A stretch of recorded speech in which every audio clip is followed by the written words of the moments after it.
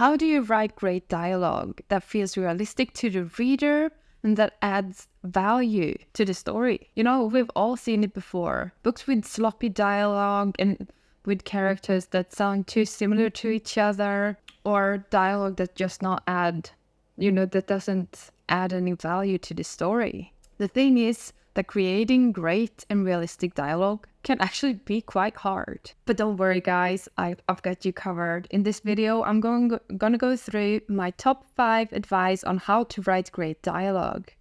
And if you stay to the end, I will actually have a bonus tip for you guys. So tip number 1 is to make the dialogue purposeful. So every line of dialogue should serve some kind of purpose, whether it's progressing the plot forward, revealing character traits, or providing necessary information. And another thing here is to make sure to avoid like filler dialogue that does not serve any purpose, because that won't add any value to the reader and it won't add any value to the story.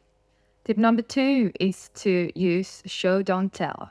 And yes, I know you've heard this one before, but when it comes to dialogue, it's actually really, really important. Why?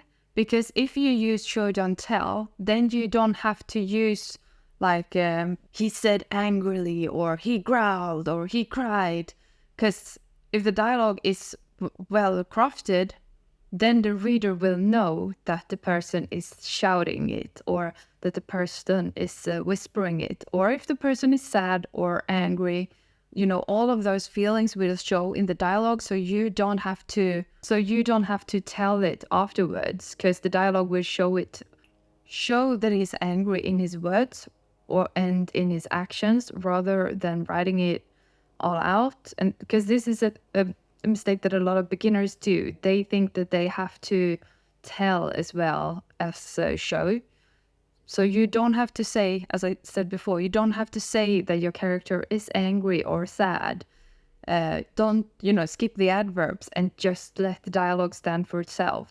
Will create a lot more memorable dialogue and a lot more impact, because the reader will feel the power of the words.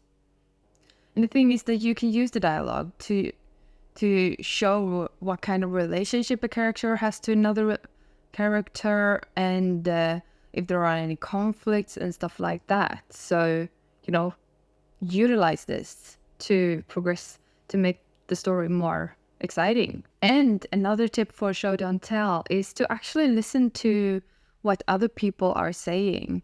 So try mimicking realistic dialogue. Listen to what people say when they're at a coffee shop or at a gym, or maybe, listen in on the bus, because this can actually help you when it comes to writing more realistic dialogue. Note the use of pauses, interruptions, and non-verbal communication. Tip number 3 is to let your characters have unique voices. Each character should have a unique way of speaking that reflects their personality, their background, and their motivations. This is actually something that I usually, go through one extra time when I'm editing, just looking at the different characters' dialogues to make sure that they're unique and that they don't talk too much like each other. I mean, if 2 characters are best friends, then of course they will probably mimic each other a little bit, but not 100%.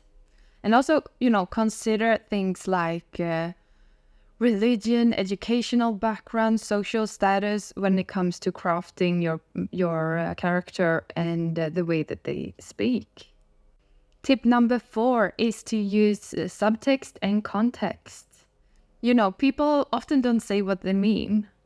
Use subtext to add depth to your dialogue by conveying underlying emotions or hidden meanings. This will add intrigue and complexity to your characters and their relationships.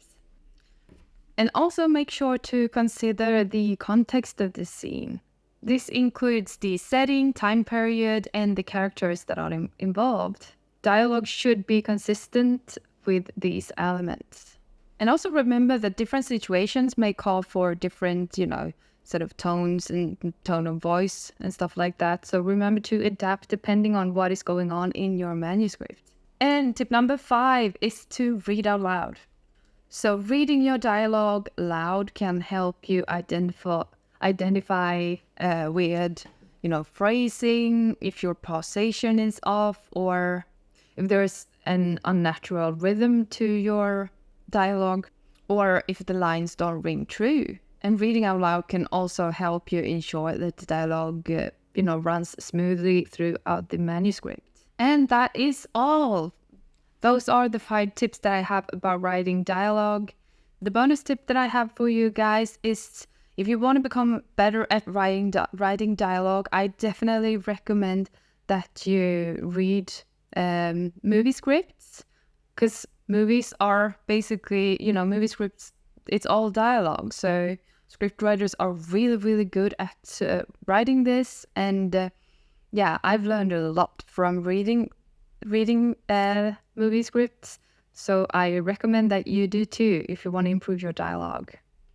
And remember that dialogue, becomes better the more you write. So when it comes to writing this, I don't know if practice makes perfect, but practice makes it all better. So keep on writing, and you will improve over time. So just keep on learning, keep on writing, and you've got this. I really believe in you. And if you like this video, please hit the like button and subscribe for more content like this. If you want me to talk about anything specific in the upcoming videos, let me know in the comments. And I really hope that this advice helped you craft better dialogues. I can't wait to see what you write. Talk to you soon. Bye.